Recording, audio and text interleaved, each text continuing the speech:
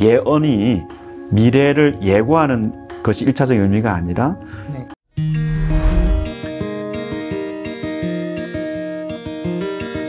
네, 안녕하세요. 오늘의 신학 공부의 장민혁입니다. 오토뷰 손님으로 강대훈 교수님을 모시고 같이 이야기 나눠보도록 하겠습니다.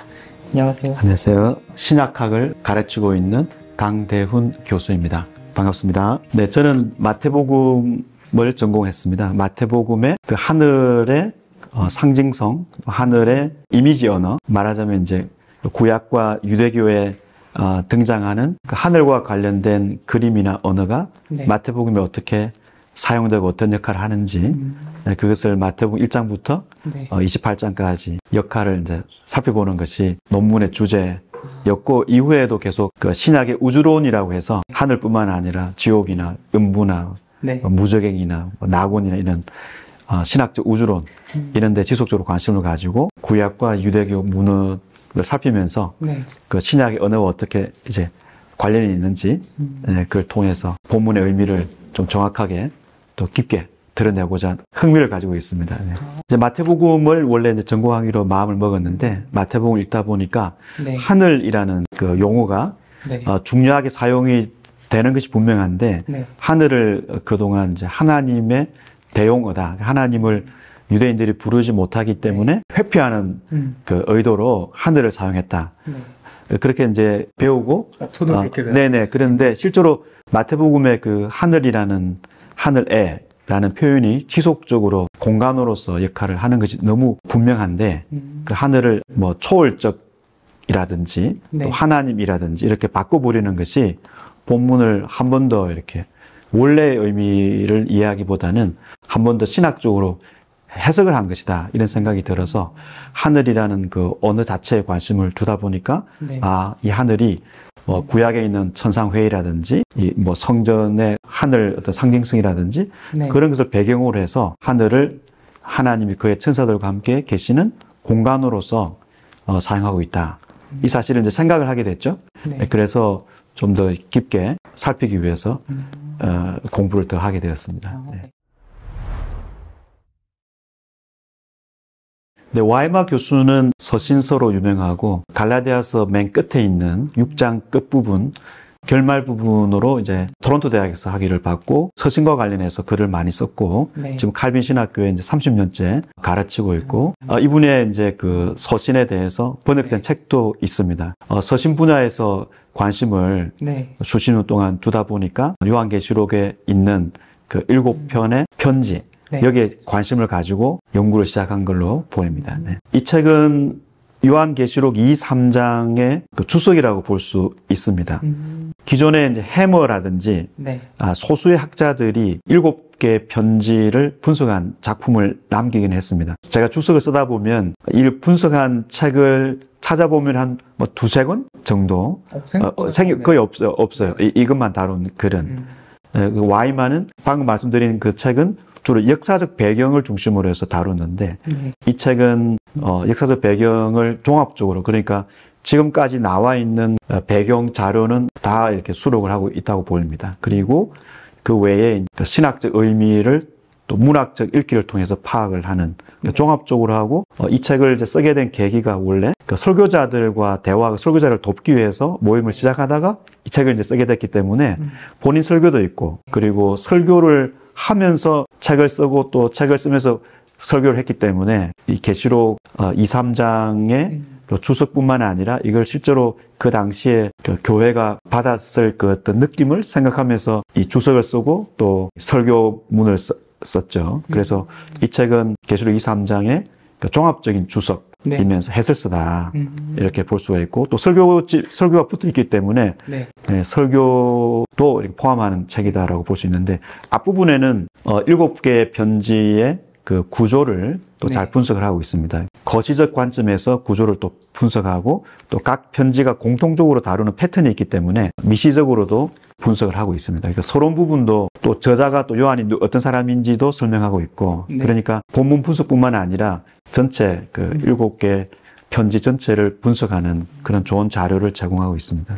일단은 2, 3장은 7교회의 상황을 그 현재 우리에게 있는 역사 자료를 통해서 추론하는 방법, 이것이 어쩔 수 없는 한계입니다. 네. 그래서 그 주화라든지 그 역사 자료를 통해서 이게 자료를 다 모아가지고 그 당시 그 역사적 배경을 검토를 해야 이 편지에 있는 그 용어라든지 문장 흐름, 이걸 의미를 파악할 수 있죠. 그러니까 역사적 자료를 이해를 해야 편지의 내용을 이해를 하는. 이게 이제 일단 편지이기 때문에 네.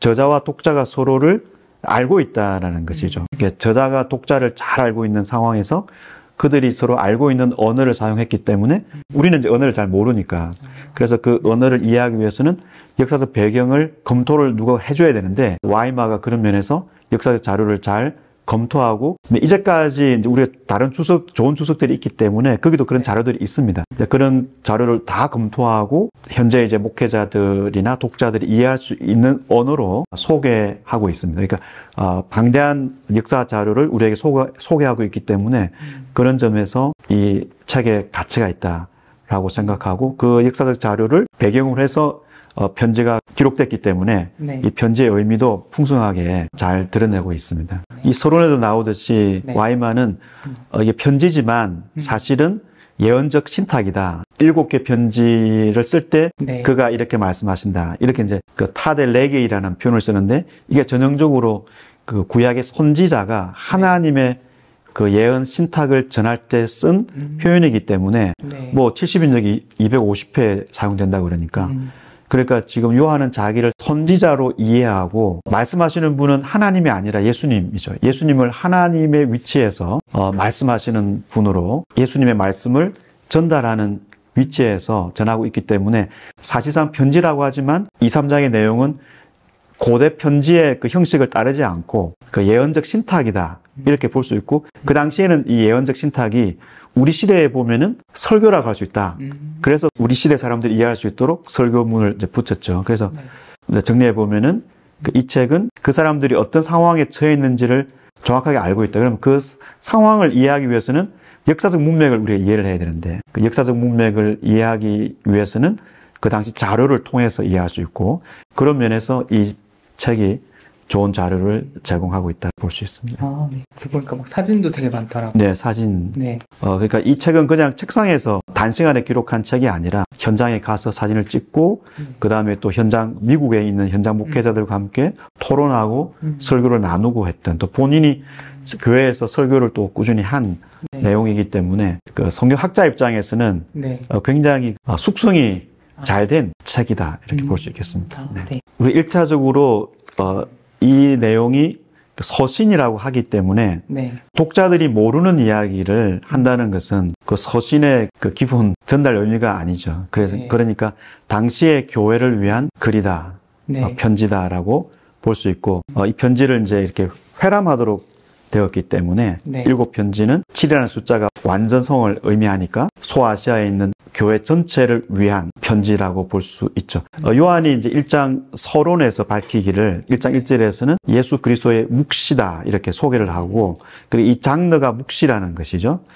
그리고 이제 예언의 말씀이라고 했기 때문에 또 이 계시록이 예언이다. 그리고 7교회에 보낸 편지이기 때문에 편지다. 이 3가지 관점에서 계시록을 보고 2, 3장을 볼 때 편지라는 형식을 띠고 있지만 실제로 내용을 보면은 이 묵시의 장르에 맞게 묵시 언어를 사용하고, 그리고 묵시 언어를 통해서 알려주는 것은 예언이라는 거죠. 예언이 미래를 예고하는 것이 1차적인 의미가 아니라 현 시대 하나님의 백성에게 하나님의 뜻을 알려주는, 하나님의 어떤 계시를 알려주는 것, 그것이 예언이기 때문에 1차적으로는 당연히 요한이 살아있을 때 성도들에게 자기가 또 가르쳤고 인도했을 그 교회에게 주는 목적, 1차적인 목적이라고 생각합니다. 그러나 요한계시록 전체를 읽어보면은 요한이 선지자로서 하나님의 예언을 전하고 있고, 그리고 자기는 10장에 보면은 선지자이고 교회는 두 증인으로 선지자 공동체이기 때문에 이 선지자와 선지자 공동체가 활동을 하는 기간이, 증언하는 기간이 예수님의 초림이나 또 성천부터 재림까지의 기간을 설정하고 있어서 이 편지가 1차적으로는 7교회 당시에 보내졌지만 오고 오는 모든 교회를 위한 역할을 하고 있다라고 볼 수 있는 거죠. 왜냐하면 두 정인이 증언하는 기간을 보면 네. 예수님의 오심부터 또 예수님이 이제 죽고 부활해서 성천한 이후부터 예수님의 재림까지의 기간을 포함하기 때문에 네. 이 편지는 7교회에 1차적으로 주어졌지만 그게 국한되지 않는다는 것을 그 7교회의 가장 현실적인 메시지이기 때문에 네. 우리 시대에도 마찬가지로 아주 현실적인 메시지가 계시록이라고 생각합니다. 그러니까 예언이라는 것이 이게 묵시이기 때문에 묵시가 미래의 의미를 담고도 있지만 사실은 그 수직적으로 하늘에 있는 네. 메시지를 오늘에 전하는 그것이 더 묵시의 언어에 부합하기 때문에 하늘에 감춰져 있는 비밀 또는 뜻을 이 땅에 있는 성도들에게 그 당시에 성도들에게 수직적으로 이렇게 알려주는 그런 의미가 강하고 위에서 보다 보면 이제 미래도 보이니까 당연히 미래의 의미가 예언에 담겨져 있지만 예언의 주 목적은 당시의 사람들에게 그들이 어떤 상황에 지금 살고 있고 네. 그들은 지금 어떤 상태에 있는지를 어떻게 살아야 되는지를 하나님은 무엇을 의도하는지를 위의 관점에서 아래를 향해서 알려주는 것이라고 볼 수 있겠습니다. 네. 우리가 잘 아는 것처럼 7교회는 두 번째와 6번째 교회만 책망이 없고 네. 나머지 교회는 칭찬도 있고 책망도 있고 마지막 교회는 아예 칭찬이 없는 그러니까 전반적으로 교회가 그 책망을 많이 받는 그 교회 상태가 안 좋다고 볼 수 있기 때문에 우리 한국 교회도 뭐 하나로 이렇게 설명하기 힘들지만 네. 예, 또 두 개 좋은 교회처럼 또 그런 특징도 가지고 있고 각 교회가 알려주는 그 단점들을 또 우리나라 교회가 가지고 있겠습니다. 제가 생각해 볼 때는 지극히 저 개인 생각에는 두아디라 교회가 한국 교회의 상황하고 좀 더 비슷하지 않은가 생각을 합니다. 두아디라 교회는 이게 7교회 전반적으로 나타나는 것이지만 동업조합이라는 그 길드, 네. 동업조합이 있어서 특히 뭐 그 당시에는 청동 사업을 중심으로 한 네. 그래서 동업조합에 속해서 활동을 해야 먹고 살 수 있는 그런 이제 지역이었고 그러기 위해서는 그 동업조합의 그 수호신, 네. 뭐 대장장이 신이라든지 그런 신을 또 숭배를 해야 되고 크게는 이걸 또 수출을 더 하고 해야 되기 때문에 네. 로마의 또 황제를 또 숭배해야 되고 그러한 먹고 살기 위해서 네. 자연스럽게 그 우상을 숭배해야 되는 그런 처지에 놓여 있는 교회에게 네. 요한은 그 예수님의 뜻이죠. 예수님의 말씀은 그들에게 어떤 책망을 하는데 그 내용이 여 선지자 이세벨을 용납했다, 수용했다라는 것입니다. 그러니까 이세벨이 하나님의 백성에게 우상 숭배를 조장하고 음행으로 사용되는 그 우상 숭배로 이끌었던 것처럼 먹고 사는 문제를 위해서 그 예수님이 아니라 우상을 숭배하는 것이 그게 문제가 되지 않는다라는 앞에 보면은 뭐 니골라 사람들과 마찬가지로 네. 교회 내부에서 이 번영을 추구하는 것이 그것이 문제가 아니다라는 신학을 바꿔버리는 시도가 교회 내부에서 일어났다고 볼 수 있습니다. 그러니까 7개 교회는 모범적인 2개 교회를 빼고는 사실상 내부에서 문제가 골마 터지는 것을 볼 수가 있습니다.